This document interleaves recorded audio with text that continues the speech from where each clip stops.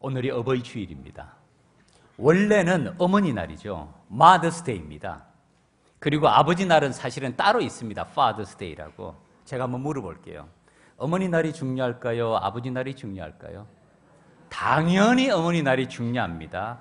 아버지 날은요, 한마디로 찬밥입니다. 그냥 이름뿐이에요. 그러려니 하고 지나가야지 거기서 뭐 섭섭하다는지 슬프다는지 큰일 납니다. 절대로 내색하지 마시고 어머니 날, 우리 어머니들 기억하면서 또 이 시대의 어머니들을 축복해 주시고 여러분 기도해 주시는 우리 믿음의 가정들의 삶의 걸음, 믿음의 걸음이 되기를 주님 이름으로 축원합니다. 어머니 날이 되면 제가 늘 생각나는 한 이야기가 있습니다. 사실은 제가 작년에도 이 말씀을 들려드렸어요. 엄마라는 이름의 천사 이야기입니다. 옛날 하늘나라에서 곧 지상으로 내려갈 천사가 있었습니다. 아기로서 태어날 천사가 있었던 것이죠. 그 아기가 하나님께 물었습니다. 하나님께서 저를 내일 지상으로 내려보내실 거라는 얘기를 들었어요. 어떻게 그렇게 어린아이가 아무 일도 할 수 없는데 그렇게 작고 무능력한 아이로 태어나서 저보고 어떻게 살라고 하시는 겁니까? 따지듯이 하나님께 물었습니다. 하나님께서 그 천사에 이렇게 대답했습니다. 그래서 너를 위한 천사를 한 명 준비해 두었지. 그 천사가 늘 돌봐줄 것이란다. 하지만 전 여기서 하나님을 찬양하고 웃으며 행복하게 지내는 걸요. 지상에서는 내 천사가 널 위해 노래하고 미소 지어줄 거야. 넌 천사의 사랑 속에서 행복하게 살 것이란다. 하지만 전 사람들의 말을 모르는데요. 그들의 하는 말을 어떻게 알아들을 수가 있죠? 내 천사가 세상에서 가장 감미롭고 아름다운 말로 너에게 얘기해 줄 거란다. 그리고 사랑과 인내심으로 내게 말하는 것을 가르쳐 줄 거야. 이 아기는 불안합니다. 계속해서 질문합니다. 그렇다고 해도 제가 하나님께 말하고 싶을 때는 어떻게 해요? 그때는 내 천사가 너의 손을 잡고 어떻게 기도하면 될지를 알려줄 것이란다. 지상에는 나쁜 사람도 많다던데 어린아이로 태어난 제가 그들로부터 제 자신을 어떻게 보호하란 말이에요? 내 천사가 목숨을 걸고서라도 늘 보호해 줄 거야. 하지만 하나님을 못 보게 되면 전 너무 슬플 텐데요. 하나님이 말했습니다. 내 천사가 나에 대해 얘기해 주고 나한테 다시 돌아올 수 있는 방법을 알려줄 거란다. 그리고 난 너와 늘 곁에 있을 거야.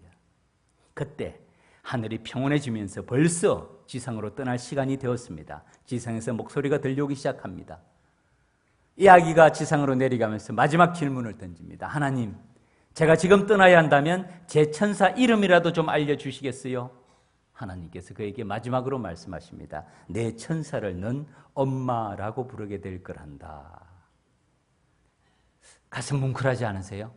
전 가슴이 뭉클해요. 이야기를 대할 때마다 가슴이 뭉클합니다. 정말 우리 어머니들이 천사들이에요. 천사의 또 다른 이름이 엄마, 어머니라는 이름입니다. 어머니 날을 맞이해서 우리의 어머니를 기억합시다. 방금 우리 부른 찬양도 그 찬양이지 않습니까? 어머니의 넓은 사랑, 귀하고도 귀하다. 그 사랑이 언제든지 나를 감싸줍니다. 내가 올 때 어머니는 주께 기도드리고 내가 기뻐 웃을 때에 찬송 부르십니다. 우리 찬양대 어머니의 기도 찬양, 우리 자녀들에게 정말 버팀목이고요, 영원한 축복의 유산이 됩니다. 온유하고 겸손하고 올바르고 굳세게 어머니의 뜻받들어 보람있게 살리라. 풍파많은 세상에서 선한 싸움 싸우다 생명신에 흐르는 곳 길이 함께 살리라. 어머니 날을 맞이하면서 우리의 어머니를 기억하고 또한 이 시대의 어머니들을 축복하고 우리 다음 세대가 이런 신앙의 유산 가운데 자라날 수 있도록 여러분 기도해 주시고 또 우리 자녀들을 그렇게 양육하고 우리 어머니들을 기억하는 우리 온 믿음의 가족들이 되기를 다시 한번 주님 이름으로 축원합니다. 오늘 말씀 잠언 22장 말씀, 믿음의 명문가가 되자 두 번째 말씀입니다. 우리가 잘 아는 말씀이에요. 사실 이 말씀의 핵심은 마지막에 있습니다. 마땅히 행할 길을 아이에게 가르치라. 당연히 행할 것, 꼭 가르쳐야 될 것을 가르치라는 말씀이죠. 그리하면 늙어도 그것을 떠나지 아니하리라. 여기서 파생되는 질문이 이것입니다. 마땅히 행할 길이 무엇입니까? 무엇이 마땅히 행할 길이고 무엇을 우리 자녀들에게 꼭 가르쳐야 됩니까? 본문은 세 가지로 말씀합니다. 첫 번째로 물질에 관한 바른 태도를 가르치라. 물질에 대해서 바른 가치관과 바른 안목을 가지고 살 수 있도록 가르치라. 1절 말씀이죠. 많은 재물보다 명예를 택할 것이요 은이나 금보다 은총을 더욱 택할 것이니라. 오늘 이 시대에 딱 맞는 말씀이에요. 잠언이 기록된 그 시대뿐만 아니라 21세기 자본주의, 현대 문명을 살아가는 우리에게 꼭 맞는 말씀이에요. 황금 만능주의, 물질 만능주의. 하나님보다 물질을 더 사랑하는 이런 시대 가운데서 얼마나 적합한 말씀입니까? 많은 재물보다 무엇을 선택하라고요? 명예를 선택하고. 은이나 금보다 무엇을 선택하라고요? 은총, 하나님의 은총을 택하라. 선택의 문제는 가치관의 문제예요. 많은 재물이 있고 명예가 있을 때 명예를 선택하는 것은 가치관의 문제입니다. 은이나 금이 있고 하나님의 은총이 있을 때 하나님의 은총을 선택하는 것은 가치관의 문제입니다. 그것을 자녀들에게 가르치라는 말씀입니다. 두 번째는 다른 사람에 대한 배려를 가르치라고 말씀합니다. 2절입니다. 가난한 자와 부한 자와 함께 살거니와 그 모두를 지으신 이는 여호와시니라. 다른 사람에 대한 배려, 특별히 가난한 약자들에 대한, 어려운 사람들에 대한 배려를 반드시 가르치라는 말씀이에요. 이 세상은 여러분 우리가 아는 대로 불공평해요. 세상 자체가 불공평합니다. 이 가운데서 우리는 함께 살고 있습니다. 그러나 그 모두 하나님의 형상대로 지원받은 존엄한 존재들입니다. 비록 역할은 다르지만, 비록 하는 일은 다르지만 서로 존중하며 배려하며 살아가는 아름다운 그런 공동체가 되라는 말씀이죠. 제가 이야기를 소개해드리겠습니다. 셰익스피어 이야기입니다. 하루네 셰익스피어가 어느 날 식당에 들어가서 점심을 먹고 있는데 이 셰익스피어를 알아보는 사람들이 많지 않겠습니까? 다들 찾아와서 정중하게 인사를 합니다. 이 광경을 밖에서 지켜보던 한 청소부가 그 빗자루를 손에 든 채 땅이 꺼지라고 한숨을 내쉬고 있었습니다. 셰익스피어가 이 청소를 불을 보고 불렀습니다. 당신은 왜 그렇게 한숨을 쉽니까? 이분이 대답합니다. 나도 남자인데 당신은 그렇게 많은 사람들의 존경을 받고 있지만 나는 이렇게 한 끼를 벌기 위해서 청소를 하고 있으니 내 신세가 너무 한탄스러워서 그럽니다. 그러자 셰익스피어가 그에게 이렇게 말을 했답니다. 친구여, 한탄하지 마시오. 그대는 지금 하나님이 만들어 놓으신 이 세상의 한 모퉁이를 깨끗하게 하는 일을 하고 있습니다. 그렇지 않다면 이 지구는, 이 세상은 금방 더러워질 것이요. 무슨 말입니까? 서로의 역할은 다르지만은, 서로가 하는 일은 다르지만은 서로 존중하고 배려하고 살아가는 아름다운 삶의 모습을 말하고 있지 않습니까? 사실은 성경은 우리에게 이것을 매우 강조합니다. 이웃에 대한 배려, 특별히 약자들에 대한 배려는 참으로 강조합니다. 제가 말씀한 구절 소개해드리겠습니다. 내 형제들아, 우리 주 예수 그리스도에 대한 믿음을 너희가 가졌으니, 이 말은 크리스천들이, 주님을 믿는 사람에 대한 말입니다. 내 형제들아, 우리 주 예수 그리스도에 대한 믿음을 너희가 가졌으니, 그 다음에 말씀이 사람을 차별하여 대하지 말라. 믿는 사람들은 사람의 겉모습을 보고, 외모를 보고, 그 사람의 스펙을 보고 사람을 차별하여 대하지 말라는 것이에요. 그 다음에 본문이 좀 길기 때문에 제가 설명해 드릴게요. 야고보스 2장 2절 말씀에, 만일 너희 회당에 금가락지를 끼고 아름다운 옷을 입은 사람이 들어올 때, 금가락지를 누가 낀 줄 아십니까? 그 당시에 로마 정부의 고위 관리의 표시입니다. 오늘날 말로 표현하면 금배지를 달고, 오늘날 금배지 다는 사람이 누굽니까? 국회의원들이에요. 국회의원들. 똑같은 표현입니다. 그런 사람이 들어오면 사람이 주목하고, 남루한 옷을 입고 가난한 사람이 들어올 때 너희가 아름다운 옷을 입은 자를 눈여겨보고 주목하고 그 사람에게 호의를 베풀려고 하고, 여기 좋은 자리에 앉으소서 하고 또 가난한 자들에게 말하되 너는 거기 섰든지 내 발등상 아래 앉았든지 마음대로 해라. 너희끼리 서로 차별하며 악한 생각으로 판단하는 자가 되는 것이 아니냐. 한 번 더 간곡히 당부합니다. 내 사랑하는 형제들아 들을지어다. 하나님이 세상에서 가난한 자를 택하사 믿음에 부유하게 하시고 또 자기를 사랑하는 자들에게 약속하신 하나님의 나라를 상속받게 하지 아니하셨느냐. 믿음을 가진 사람, 하나님의 자녀들은 사람을 외모로, 무엇을 가졌는지, 어떤 위치에 있는지, 무엇을 하는지로 차별하지 말라는 것이에요. 사람을 대할 때 편견을 가지지 말라는 말씀입니다. 비록 가난해도 예수 그리스도를 통하여 거듭난 성도의 삶이 얼마나 위대합니까? 그것을 바라보라는 것이에요. 우리 자녀들에게 마땅히 가르쳐야 될 두 번째 교훈이 바로 이것이라는 것입니다. 그리고 마지막 세 번째, 사실 이것이 핵심입니다. 바른 선택의 기준, 다른 사람에 대한 배려, 이런 가치관이 어디서부터 나올까요? 그것이 세 번째 말씀입니다. 겸손과 여호와를 경외함의 보상은 재물과 영광과 생명이니라. 여호와를 경외하는 법을 가르치라는 거예요. 다른 말로 하면 하나님이 어떤 분인지를 가르치라는 말씀이에요. 그 하나님의 말씀에 순종하는 법을 가르치라는 말씀입니다. 하나님이 어떤 분이십니까? 우리는 어떤 하나님께 예배드리고 그 하나님은 어떤 분이십니까? 이것은 우리 신앙생활에 매우 중요한 질문입니다. 나는 하나님을 어떤 분으로 아는가? 우리가 잘 아는 사람 한나라는 사람이 있습니다. 한나의 기도가 사무엘상에 기록이 되어 있어요. 우리 이 말씀은 같이 한번 읽어봅시다. 자막을 준비했습니다. PPT 화면이 있는데요. 사무엘상 2장 6절, 7절, 8절 한나가 만난 하나님, 어떤 하나님이신지 같이 한번 읽어봅시다. 시작. 여호와는 죽이기도 하시고 살리기도 하시며 서울에 내리게도 하시고 거기서 올리기도 하시는도다. 여호와는 가난하게도 하시고 부하게도 하시며 낮추기도 하시고 높이기도 하시는도다. 가난한 자를 진토에서 일으키시며 빈궁한 자를 거름돔에서 올리사 귀족들과 함께 앉게 하시며 영광의 자리를 차지하게 하시는도다. 땅의 기둥들은 여호와의 것이라.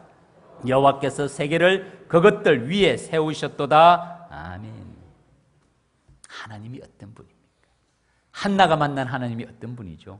생사화복을 주관하시는, 우리가 자주 표현하는 인간의 생사화복과 흥망성쇠와 빈부귀천 전능하신 하나님. 한나는 그 하나님을 만났습니다. 그리고 그는 그 하나님에 대한 찬양을 올려드리는 말씀이 오늘 본문의 말씀입니다. 마땅히 가르쳐야 될 것은 여호와를 경외하는 것, 하나님이 어떤 분인지를 알도록 자녀들에게 꼭 가르치라는 말씀입니다. 이것이 오늘 본문의 전체의 요약입니다. 그 다음에 이 말씀을 누구에게 적용해야 됩니까?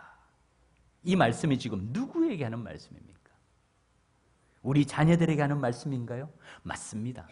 우리 자녀들에게 마땅히 행할 길을 아이들에게 가르치라. 그리하면 늙어도 그것을 떠나지 아니하리라. 자녀들에게 가르치라고 말씀하지만은 사실은 이 말씀의 1차 대상은요, 우리들이에요.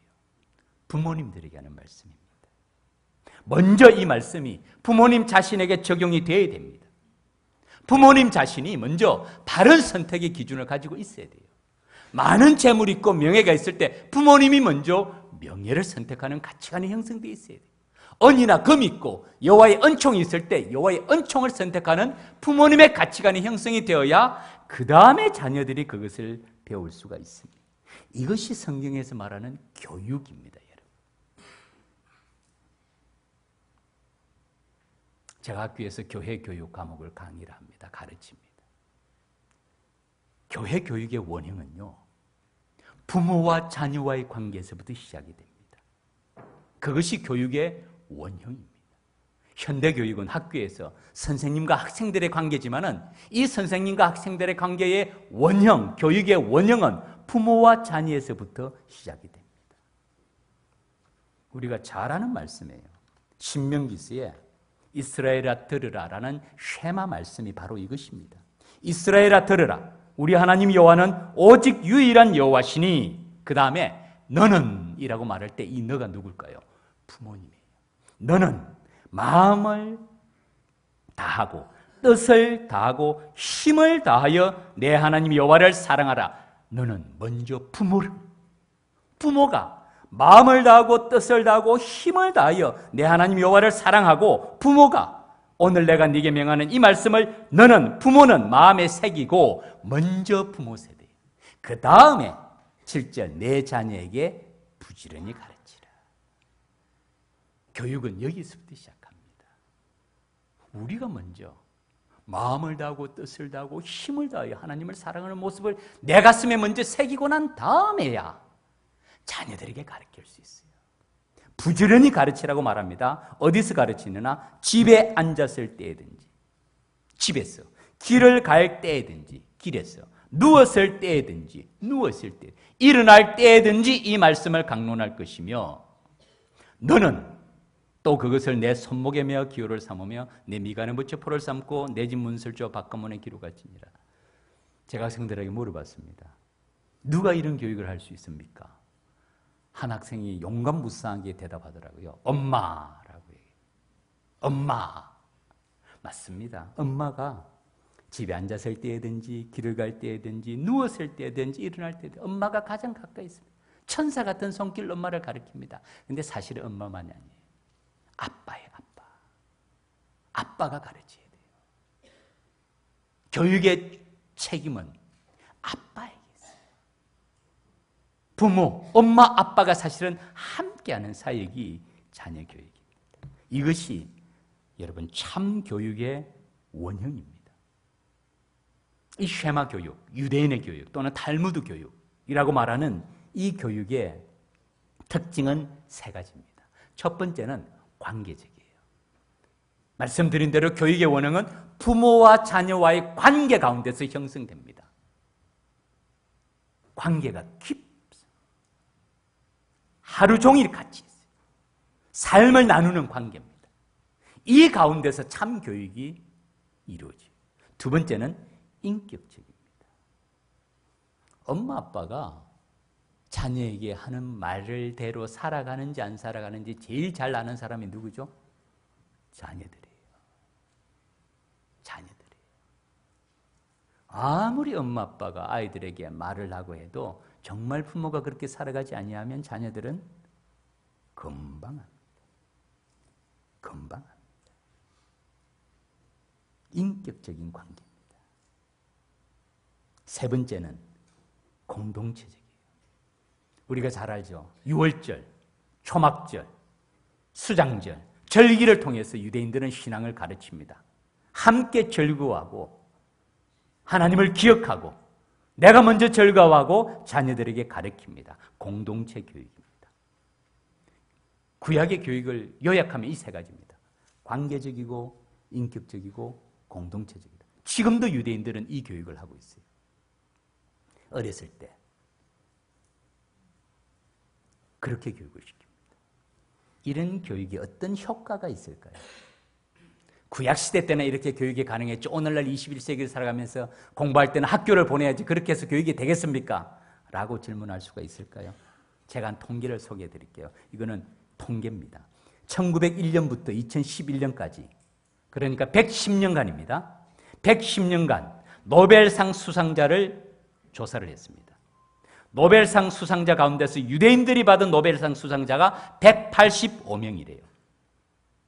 이것은 노벨상 전체 수상자의 22.5%랍니다. 약 4분의 1이에요. 여러분 유대인 인구가 얼마나 되는 줄 아세요?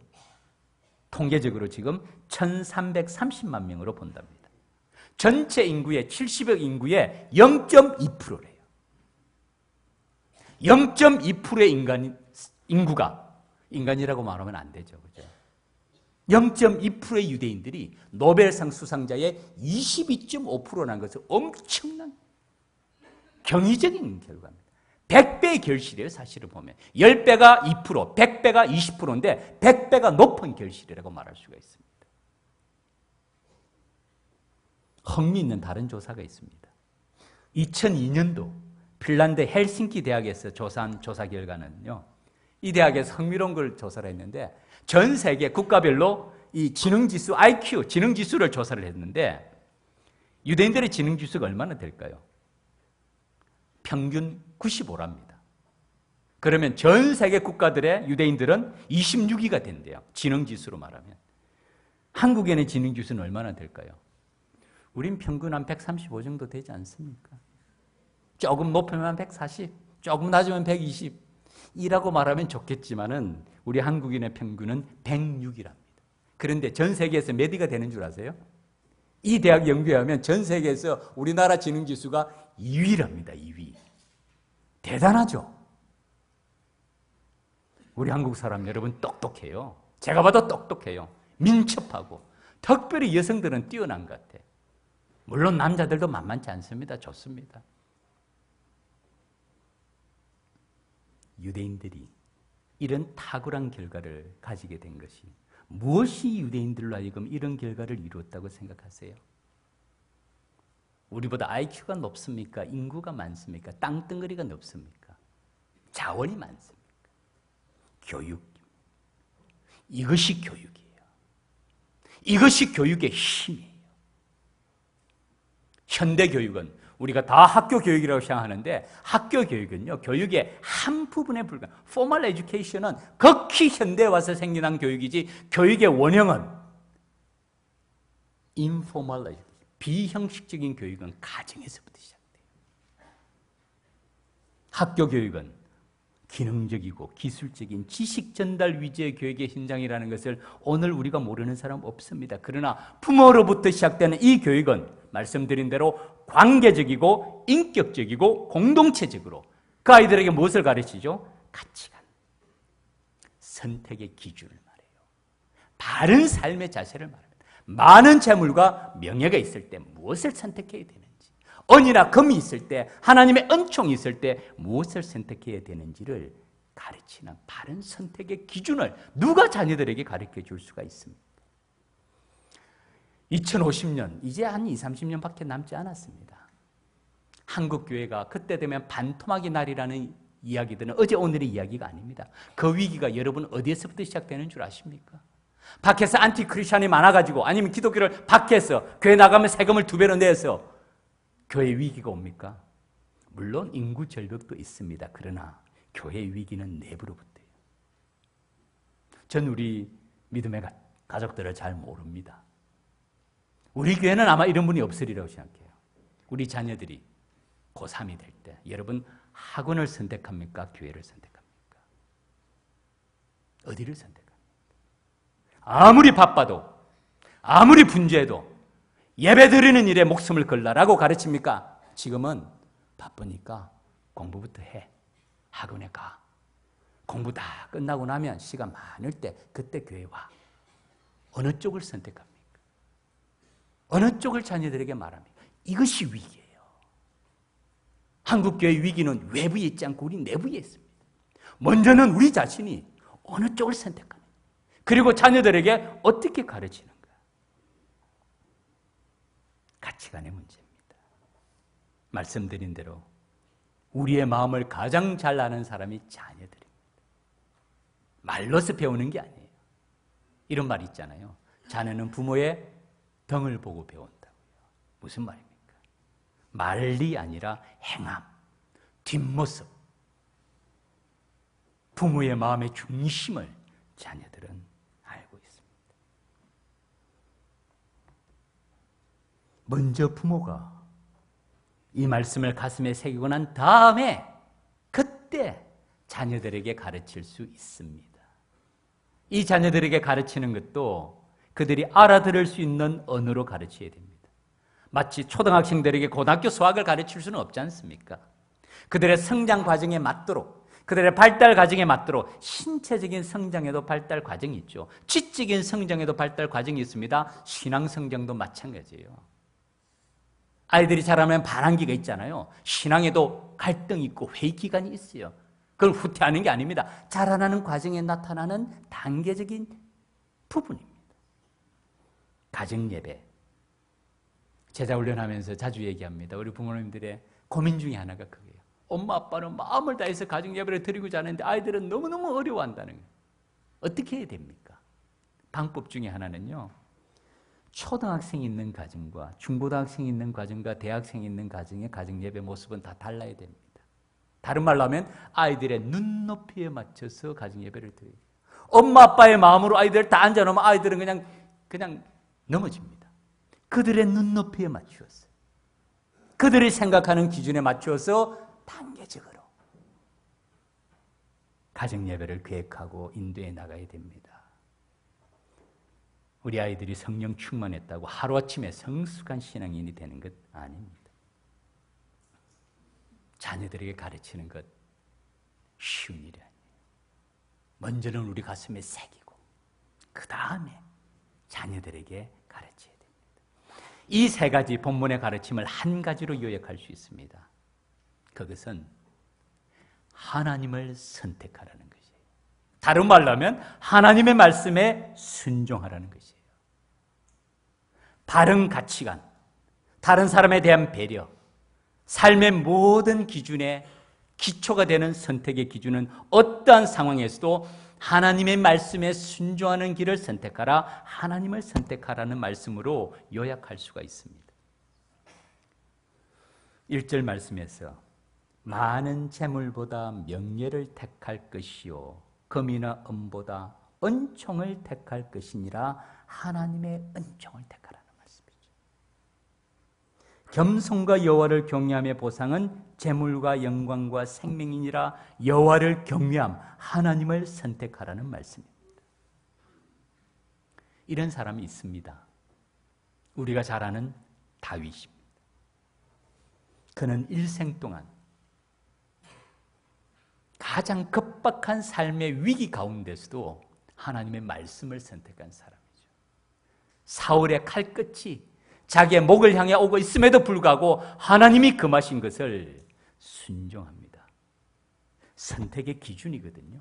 가치관이거든요. 그런 상황 가운데서도 다윗은 하나님을 선택합니다. 하나님께 순종하기를 선택합니다. 그리고 그는 평생의 삶을 하나님의 말씀에 순종할 때, 하나님을 선택할 때 자신의 삶을 어떻게 인도하셨는지를 경험하고 난 다음에 자신의 삶의 가장 든든한 버팀목이 바로 하나님의 말씀이었다는 것을 경험하고 난 다음에 그의 후계자 솔로몬에게 하신 말씀 우리가 잘 알죠. 내가 이제 세상 모든 사람이 가는 길로 가게 되었노니 너는 힘써 대장부가 되고, 그 다음에 말씀이 2절, 3절, 4절은 우리 같이 한번 읽읍시다.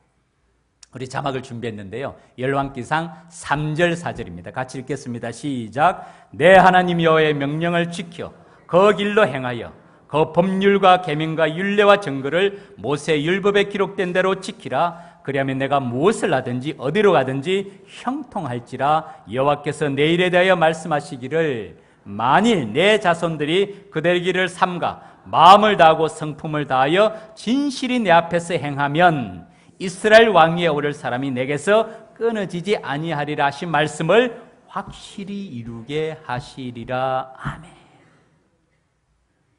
다윗은 평생의 삶 동안에 하나님을 선택했을 때, 하나님의 말씀을 선택했을 때 그의 삶을 하나님께서 어떻게 인도하셨는지를 경험한 것입니다. 그래서 남기는 유언의 핵심이 내 하나님 여호와의 명령을 지켜 그 길로 행하여 모세 율법에 기록된 대로 지키라고 말씀합니다. 말씀드린 대로 국가의 운영의 노하우를 전수해주지 않습니다. 국가 운영의 노하우의 핵심은 하나님의 말씀대로 살아가라는 것이에요. 그리하면 내가 무엇을 하든지 어디로 가든지 형통할지라. 다윗의 왕위, 왕가에 대해서 얘기하면서도 만일 네 자손들이 솔로몬의 자녀, 왕통을 이어가는 그 자녀들이 그들의 길을 삼가 마음을 다하고 성품을 다하여 진실이 내 앞에서 행하면, 하나님 앞에서 행하면 이스라엘 왕위에 오를 사람이 내게서 끊어지지 아니하리라 하신 말씀을 확실히 이루게 하시라. 다윗의 확신입니다. 그가 솔로몬에게 남긴 유언의 핵심 말씀이 하나님을 선택하라, 하나님의 말씀을 선택하라, 그 길에 순종하라는 것이죠. 말씀을 맺겠습니다.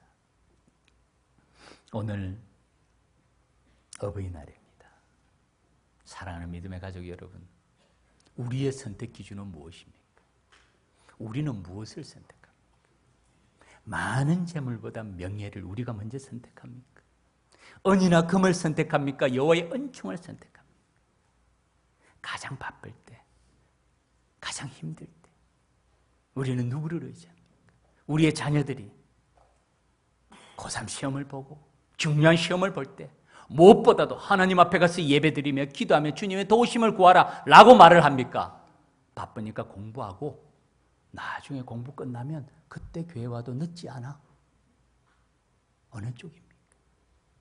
그렇게 말했을 때 공부 끝나고 대학 시험 보고 난 다음에 아이들이 교회로 돌아오던가요? 우리는 부모로서 무엇을 선택하며 우리의 가치관은 무엇입니까? 그리고 우리의 자녀들에게 우리는 지금 어떻게 가르치고 있습니까? 천사 같은 우리의 부모님들을 통해서 참 우리에게 믿음의 유산을 남겨주셨어요. 이제 우리가 그 믿음의 유산을 우리 자녀들에게 어떻게 전할까요? 한국교회의 위기라는 말은 여러분 외부에서 오지 않아요. 우리에게 있어요. 우리가 우리 자녀들을 어떻게 가르치냐? 세대 선교입니다. 땅끝 선교, 세계 선교를 감당함과 동시에 그 일을 할 수 있는 일은 세대 선교, 다음 세대, generation to generation, 우리의 다음의 세대를 어떻게 양육하는가? 누가 그 일을 해야 된다고요? 엄마가 천사 맞습니다. 엄마 혼자 못해요. 아빠가 해야 됩니다. 그것이 부모의 책임입니다. 가정에서부터. 올바른 선택의 기준, 가치관을 가르치는 것은 가정이에요. 그것이 교육의 원형입니다.